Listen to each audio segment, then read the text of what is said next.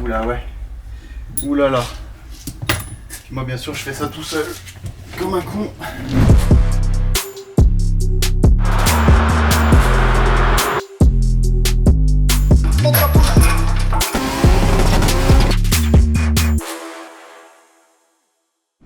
Yo tout le monde, j'espère que vous allez bien. Bon alors on se retrouve aujourd'hui pour une vidéo qui va grandement vous intéresser, une vidéo que je vous ai promis depuis un petit moment déjà, désolé. Et donc aujourd'hui on va monter la console double DIN sur la Civic. Quand je dis monter la console double DIN, on s'entend que là il ne s'agit pas que de la façade.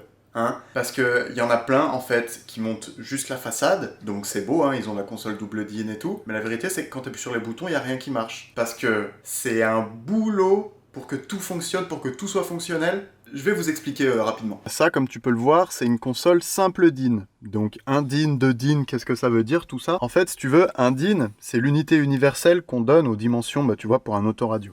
Donc là, tu vois... Qu'est-ce que tu veux, toi? T'es vilaine comme ça, rentre tes dents. Assis-toi. C'est bien ma fifi. Un DIN en fait c'est l'unité de dimension un peu universelle qu'on donne pour les autoradios. Bah là comme tu peux le voir, donc c'est un emplacement pour mettre un autoradio, donc ça c'est un DIN.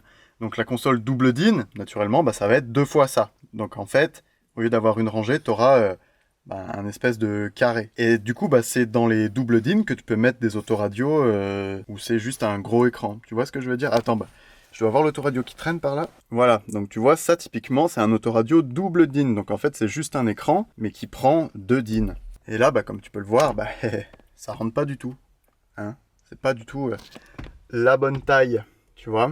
Donc c'est pour pouvoir installer ce genre d'autoradio qu'on va mettre une console double DIN. Alors tout à l'heure, je te disais qu'il y en a qui mettaient que la façade. Oui, en soi... Juste cette partie-là, là, c'est pas compliqué à changer. Mais en fait, la grosse différence, et ce qui fait que c'est fonctionnel ou pas, tu vois, là, sur les consoles indines, comme ça, c'est un peu dur et tout. Parce que là, en fait, quand on bouge la petite tirette, bah, ça tire sur un câble, le câble qui vient ouvrir un volet et qui amène de l'air chaud ou de l'air froid. Ça, par contre, c'est électronique, tu vois. Mais en fait, la console double DIN, tu t'imagines bien qu'elle est complètement différente, parce que sinon, bah, on peut pas remettre tout ça. Donc il y en a en fait qui se fabriquent ou qui se font en impression 3D des consoles double DIN, qui récupèrent toute la console de ventilation, enfin de chauffage, appelle ça comme tu veux, parce qu'en fait, t'as vu, ça ressemble un peu à un DIN, hein, et en fait, qui viennent la mettre juste ici, tu vois, à la place de ça, là, l'espèce de vide-poche. Donc ça fonctionne, mais vu que moi, je suis un puriste de l'origine, comme vous le savez, les consoles double DIN d'origine existent, donc c'est pour ça que bah il m'en fallait une. Sur la console double DIN, en fait c'est des boutons, tu vois, c'est des petits potentiomètres. Donc ce qui fait que on va devoir enlever ce système à câble et remplacer par un système électronique. Donc t'imagines tout le swap qu'il faut faire là-bas dedans? Donc là les gars, je vous le dis, je sais pas combien de temps va durer cette vidéo, peut-être que même moi pour la tourner je vais prendre 3, 4, 5 jours, j'en sais rien.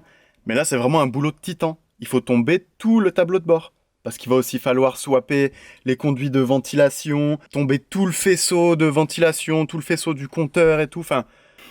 Ça va être un boulot de dingue. Voilà à quoi elle ressemble, la console double DIN. Donc là, j'ai commencé à en monter une rapidement. En effet, on a bien l'emplacement de DIN, donc tu vois là, l'écran, il va pouvoir venir ici. Et comme je vous disais, on n'a plus les petites tirettes... Allez, la mise au point de tes mains. On n'a plus les petites tirettes pour la température, là, c'est tout...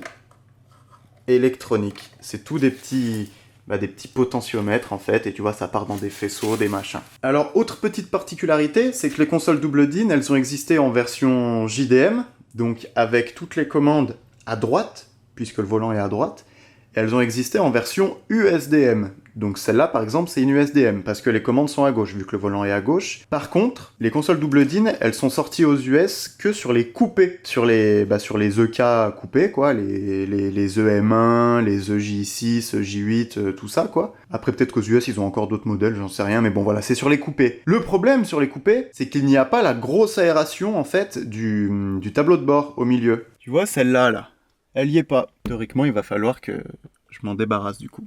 Que j'y renonce.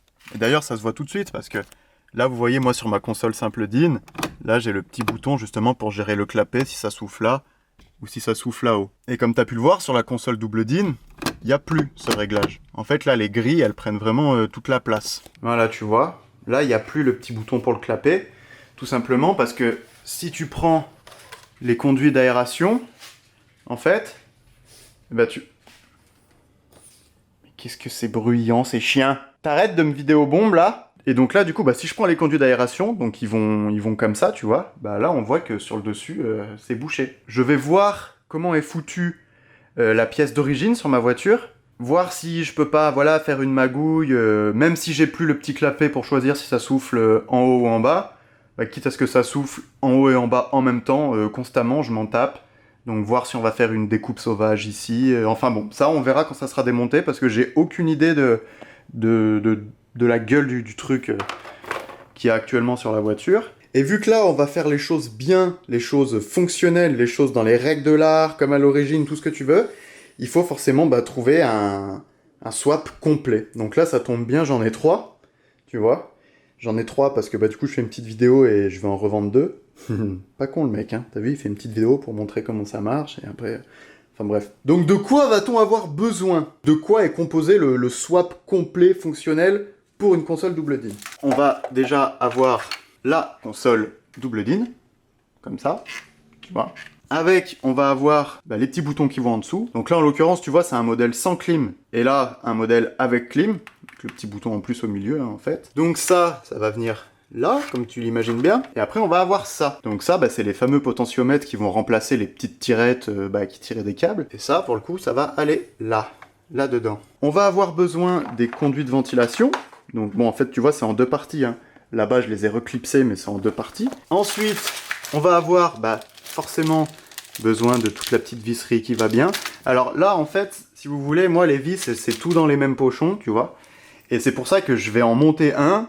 Je vais compter combien de vis il me faut et tout. Et comme ça, après, pour chaque swap, je mettrai pile le nombre de vis qu'il faut, en fait. Voilà. Alors là, j'ai aussi ces petits supports, là. On verra où ça va.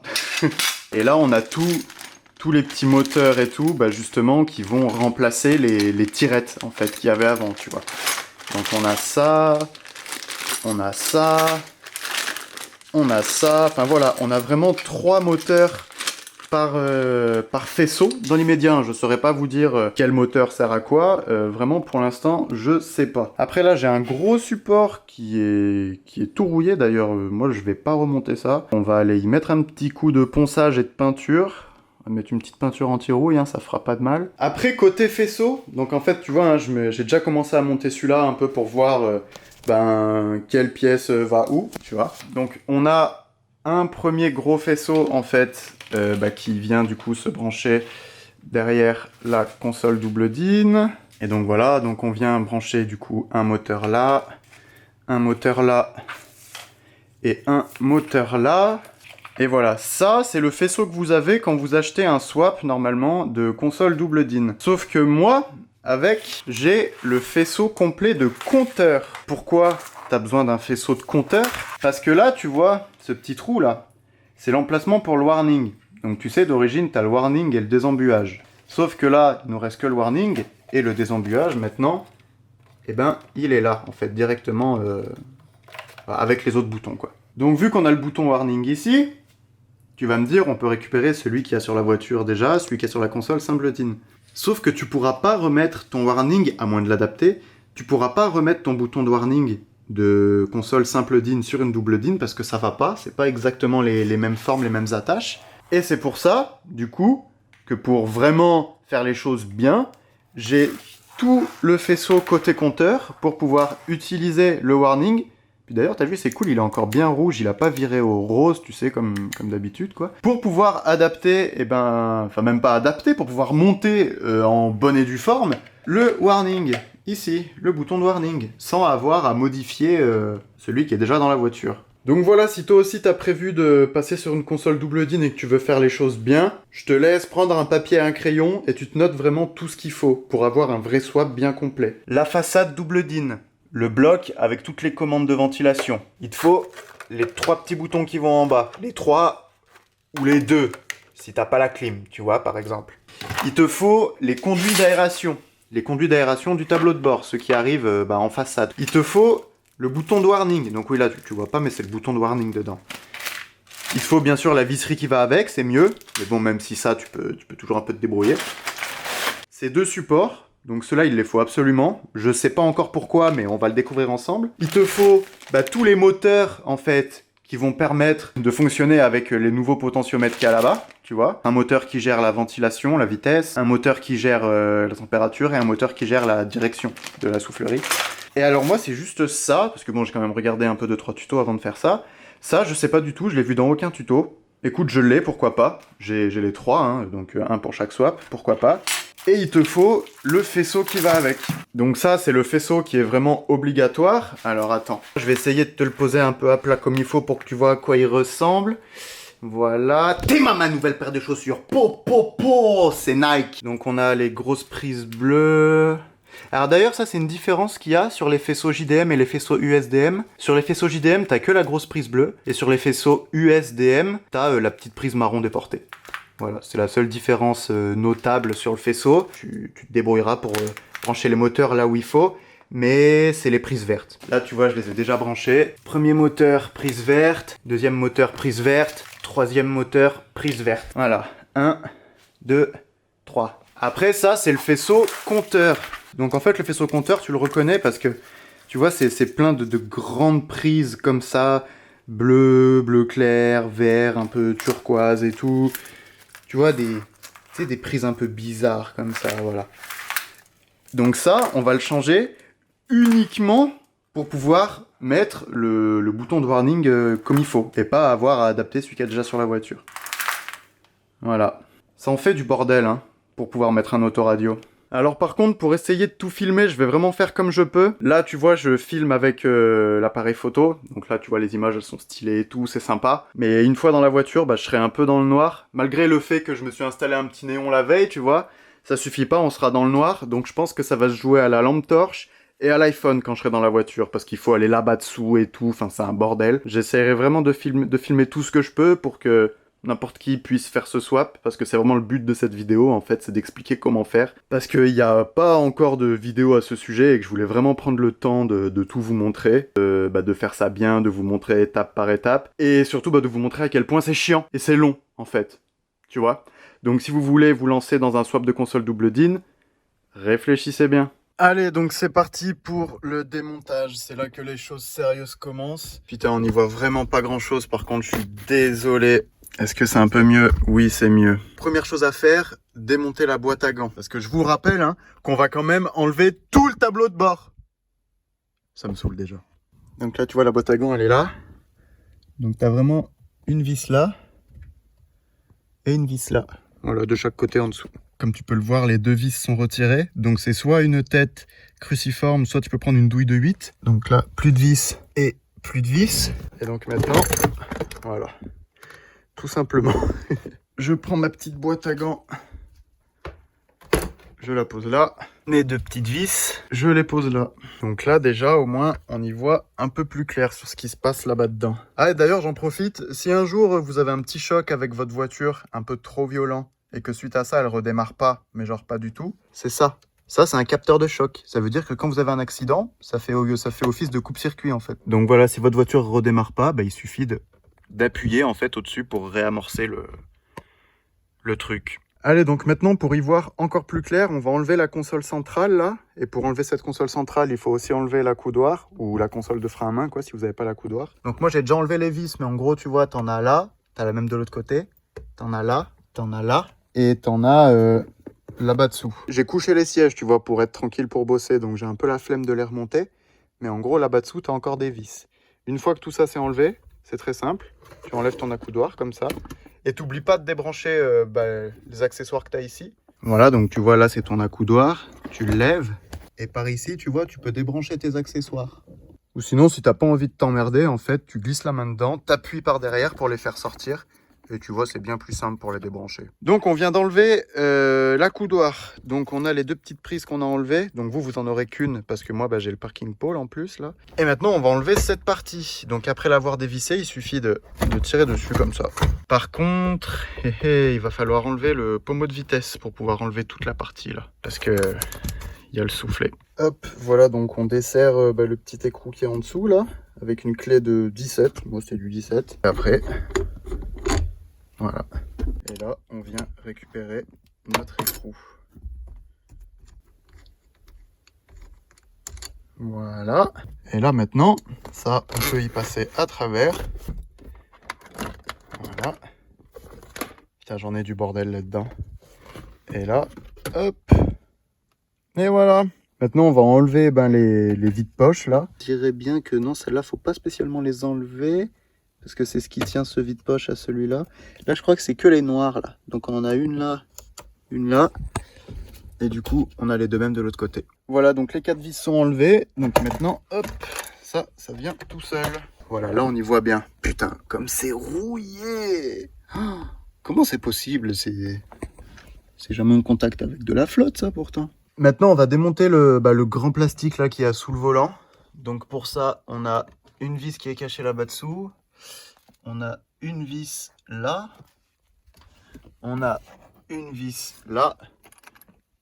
Et là, juste à côté de la clé, on a un clips. Donc là, il faudra juste tirer dessus. Mais bon, il faudra bien tirer droit pour pas tout casser, quoi. Hop, donc voilà, une fois que le gros plastique est tombé, il ne faut pas oublier de débrancher du coup cette prise.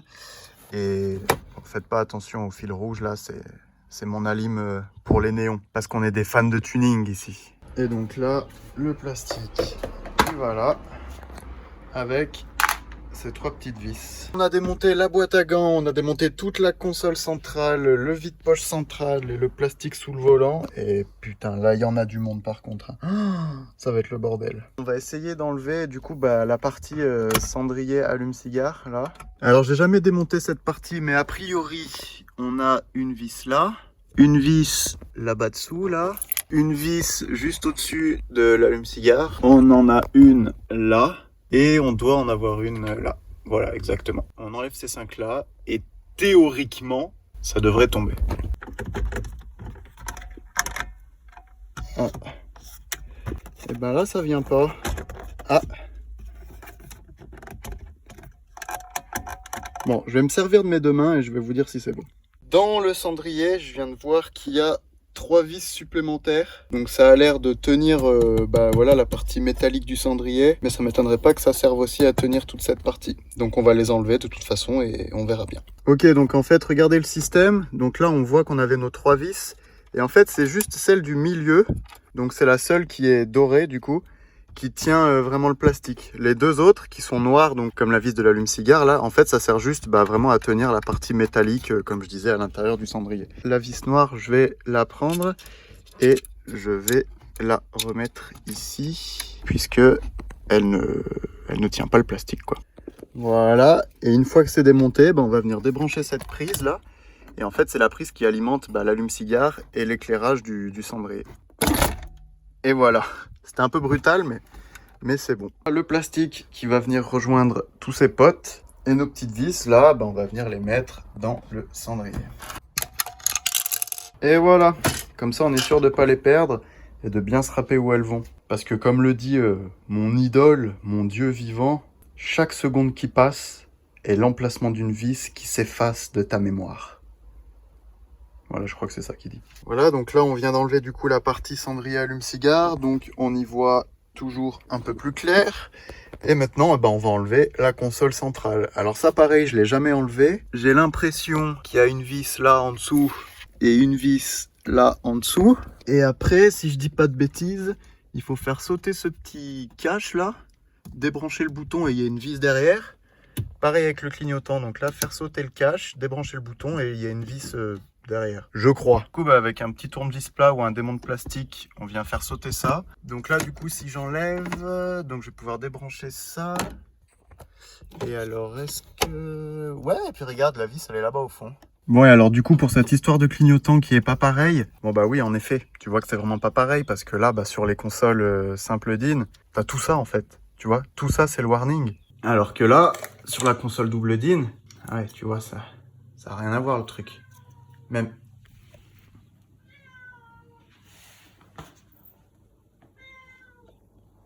Qu'est-ce qu'il y a?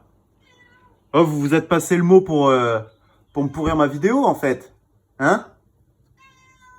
Même les prises et tout, en fait, tout est vraiment différent, quoi. Et donc, du coup, est-ce qu'on a l'autre vis côté warning? Ouais, elle est bien là. Alors après, est-ce qu'il n'y a que ces 4 là? On verra bien. Ah, aussi, petit truc con, mais j'imagine qu'il faut enlever ça. Il faut enlever le petit bouton là pour pouvoir y sortir, parce que sinon la petite tirette elle va. Merde, ah, ça va. il est là. Parce que sinon la petite tirette elle va coincer. Et je crois que la petite tirette elle est vraiment sur la pièce, tu sais, sur les conduits d'aération là-bas derrière en fait. Je crois qu'elle fait pas partie de la console. Ah, et tu te rappelles tout à l'heure, je te disais que ça c'était un câble. Et justement, c'est ce qui fait la différence avec la console double DIN. Donc là, on voit bien comment ça fonctionne. Donc en fait, quand tu tires là pour la température, tu vois, ça fait bouger ça. Voilà. Tu vois, ça tire le câble que tu vois passer là. Donc là, si on suit le câble, ça va jusque là. Voilà. Du coup, si je bouge la température, voilà. Tu vois le système là? Voilà, et il arrive là le câble. Et ben là, en changeant la console, ce qu'on est en train de faire avec le câble, ça sera fait électroniquement, avec un petit moteur. Donc en fait, je vais littéralement rajouter de l'électronique à la voiture et donc la défiabiliser encore plus.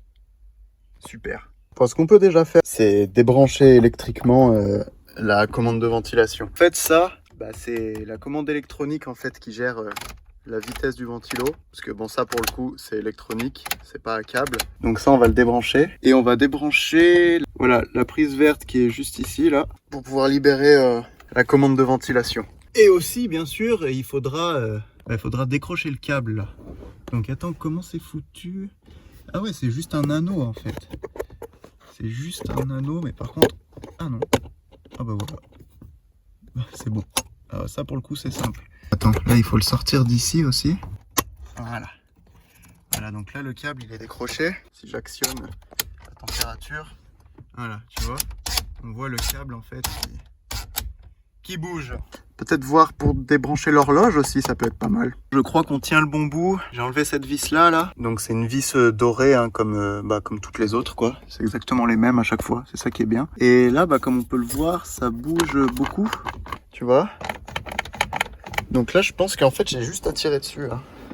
Et ça devrait être pas trop mal. Voilà. Et donc là, du coup...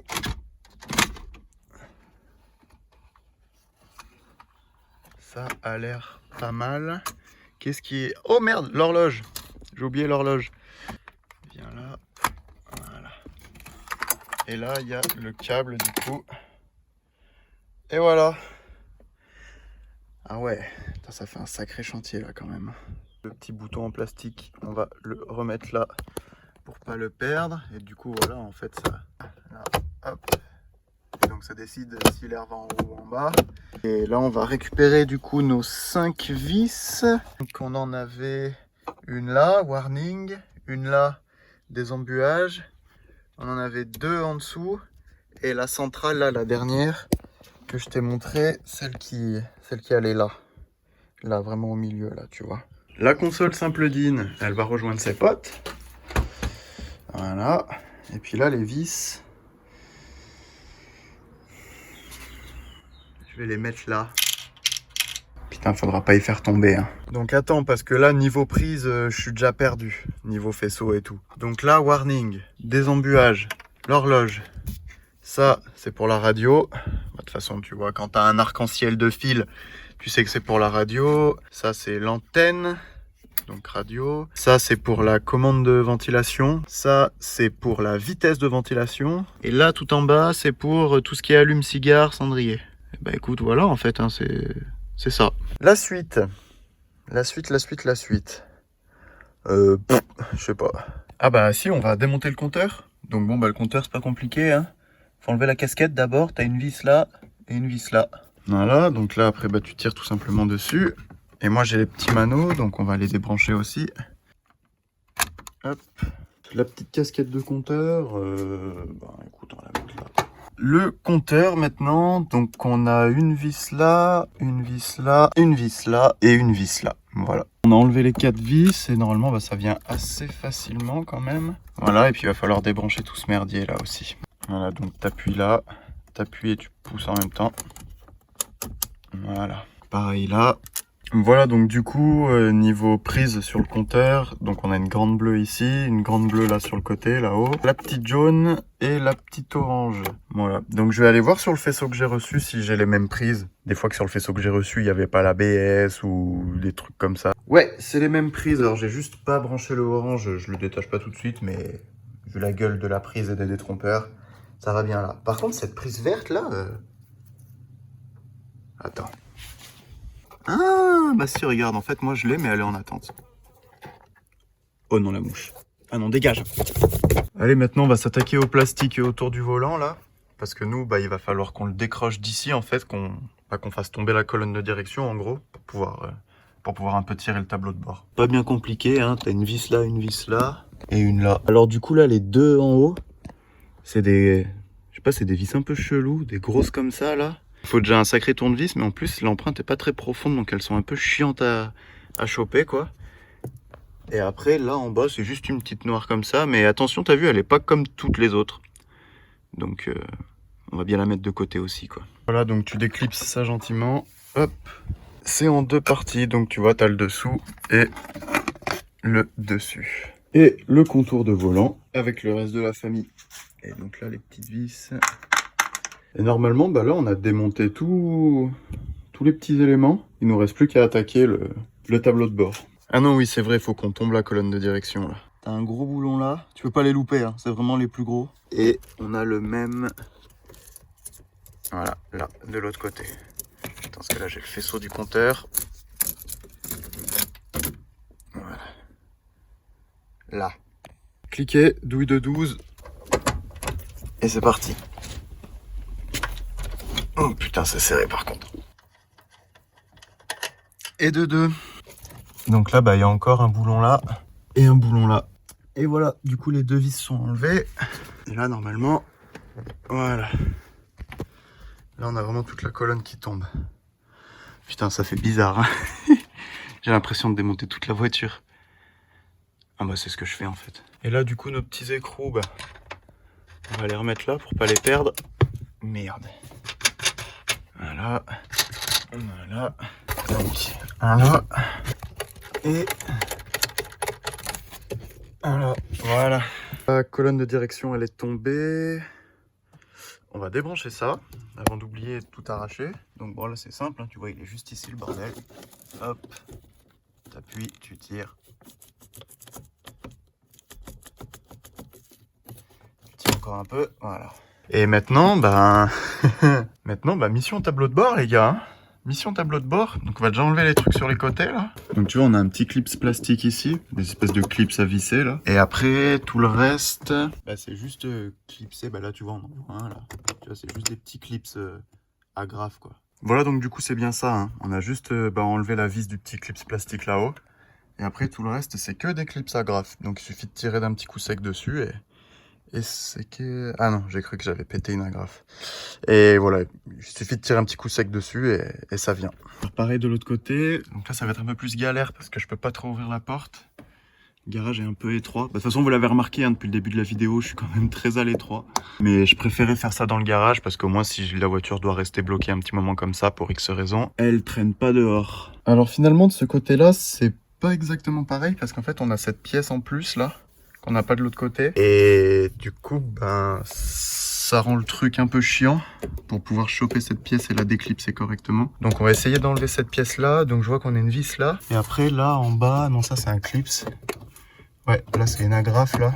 Et voilà, bon bah tranquille en fait. Hein. Donc on a bien juste la vis là-haut. Et là tu vois, on a 1, 2 et 3 agrafes. Du coup comme ça, bah, ça me permet de pouvoir le choper par là et de le déclipser. Voilà, et putain, ça aussi c'est tout rouillé, c'est chiant. Bon, maintenant pour faire tomber le tableau de bord. Alors, tu vois, il y a une vis cachée là-bas. Voilà, donc en fait, tu vois là, tu as une petite empreinte pour y foutre un tournevis ou un démon de plastique. Hop, là tu fais sauter le clips, enfin l'agrafe. Et après voilà, ça vient tout seul. Là pour la choper, hein, tu fais comme tu peux. Moi voilà, j'ai mis 2 rallonges sur le petit cliquet et tu fais petit coup par petit coup et ça va finir par venir. Hein. Hop, et voilà. Après, tu as ce boulon-là, donc tu vois, il est pris sur la caisse, en fait, directement. Il faut débrancher ce relais, là, tu vois, il faut enlever la vis qui est là. Voilà, la petite vis qui va bien. Là, je vais la remettre tout de suite, d'ailleurs. Comme ça, voilà. Allez, maintenant, on va essayer de s'enlever la boîte à fusibles. Donc bon, là, vous voyez pas bien, parce qu'il y a un bordel monstre de câbles de partout. Tu as un écrou là, et un écrou là. Juste là, au bout de mon doigt. Voilà. Et là, bah, normalement, si je tire dessus, Ouais, tu vois, là, elle va venir. Bon, il y a tellement de câbles que ça tombe pas, hein, tu t'imagines bien, mais déjà, on va essayer de se faire de la place là. Parce que là, c'est en train de me gonfler, tu vois. On va débrancher les grosses prises là, parce que de toute façon, bah, vu qu'on va devoir changer tout le faisceau, ça va virer. Donc là, tu vois, tu as la prise bleu clair là. Hop, une. Là tu as la marron. Hop, comme ça. Toutes ces prises jaunes là, ça c'est tout ce qui est airbag et tout. Voilà. Tu as la prise verte. Allez. Bon, là c'est compliqué à une main. Donc voilà, donc ça c'est tout ce que j'ai débranché de la boîte à fusibles. Voilà, donc du coup j'ai déjà enlevé ces 4 là. Donc tu vois, t'en as une qui était là. Après bon bah voilà, il y avait celle d'au-dessus, là celle-là tu te rappelles. Mais c'est pas une dorée comme ça, c'était une noire. Après, quand tu vas là-bas dessous, derrière le volant, là-bas au fond, voilà, là en plein milieu tu vois. Et là, je viens d'enlever celles qui sont sur le côté là, de la console centrale. Et celle-là, là, de l'autre côté. Juste à côté de la boîte à fusibles. C'est juste au-dessus de la tirette pour le capot, tu vois. Celle-là, là. Voilà. Et là, il y en a une deuxième. Au fond, là-bas. Et donc là, du coup, côté passager, t'as une vis là-haut. Donc là, tu vois. Et t'en as une en bas. Juste ici. Et bien sûr, hein, c'est toujours les mêmes. Il faut débrancher ça parce que sinon, on peut pas reculer le tableau de bord. Parce que ça tire sur le fil. Hop. Donc là, normalement, il devrait tomber le tableau de bord. Hein. Suspense, on va voir ça. Donc là, ça devrait venir. Oula, ouais. Oula là. Moi, bien sûr, je fais ça tout seul. Comme un con. Ça y est. Il est là.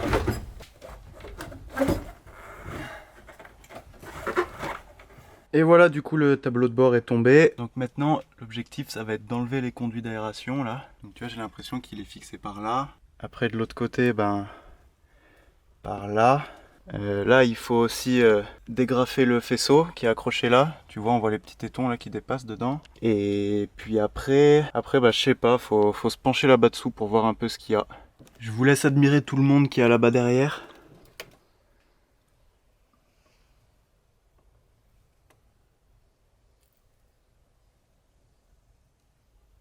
Eh ben, n'empêche, tu te rends compte qu'il a fallu démonter tout le tableau de bord juste pour cette vis, pour pouvoir enlever les conduits d'aération. Putain, quel bordel, oh.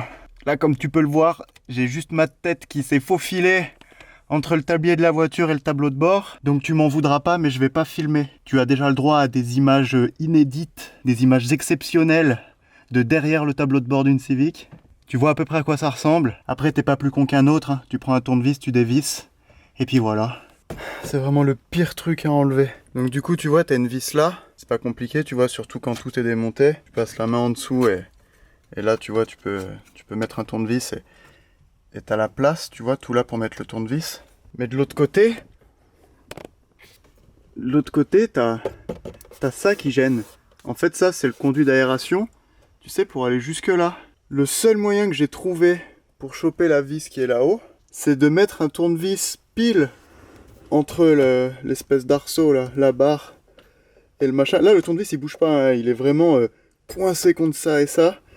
Tu forces comme un ouf et tu vois, ça fonctionne. Bon, une fois que vous avez réussi à enlever toutes les vis de la ventilation centrale là, et vous allez en chier un petit moment. Donc faut pas oublier qu'en fait les conduits pour la ventilation centrale, ils sont reliés aux conduits pour les ventilations sur les côtés, voilà, de part et d'autre du tableau de bord. Donc pour ça, en fait, on peut les choper par en dessous. Je vous montrerai, il y a des petites vis qui les relient à ça.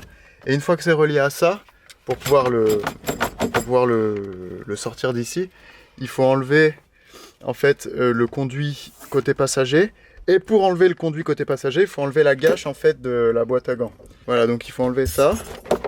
Voilà, et là maintenant il y a le conduit qui pend. Avec une fixation qui était là, cachée avec la gâche. Voilà. Et voilà le travail. Donc bon, du coup pour le sortir, celui-là faut pas hésiter à lui tirer sur la gueule, hein. C'est du plastique un peu souple, donc faut pas hésiter. Et là du coup ça maintenant c'est libéré et on va le sortir par derrière. Donc là on va l'appuyer et le faire sortir par là-bas derrière. Ça y est, enfin sorti. Pour bien vous montrer la différence, donc là c'est le côté européen, donc avec la ventilation sur le dessus. Là tu vois, donc on a le petit clapet en fait. Et là donc du coup sur la version US, comme je disais, il va falloir sacrifier la ventilation du dessus. Au niveau des points de fixation, donc c'est exactement les mêmes. C'est exactement les mêmes points d'attache. Juste ça sera moins chiant à faire rentrer parce que y a moins de bordel quoi. Et pour te faire un récap de toutes les vis qu'il y a enlevées derrière le tableau de bord, parce qu'il n'y en a pas qu'une, hein, tu t'imagines bien.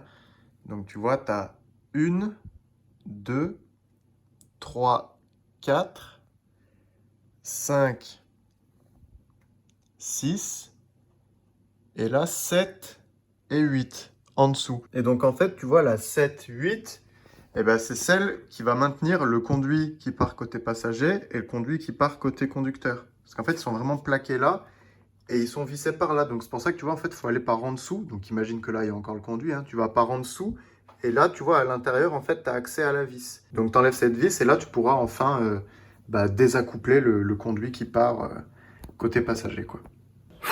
J'en peux plus. Je suis trempé. Putain, quelle galère. Oh, je le referai plus, hein. Plus jamais. Et voilà les gars, on arrive à la fin de la première partie de cette vidéo. La prochaine fois, on va s'attaquer au câblage du nouveau bouton de warning, on va refaire passer tous les faisceaux, remonter le tableau de bord, etc., etc. En tout cas, si cette première partie vous a plu, n'hésitez pas à me laisser un petit pouce bleu et à me le dire en commentaire. N'hésitez pas à vous abonner pour être sûr de ne pas manquer la suite. Et on se retrouve très vite dans une prochaine vidéo.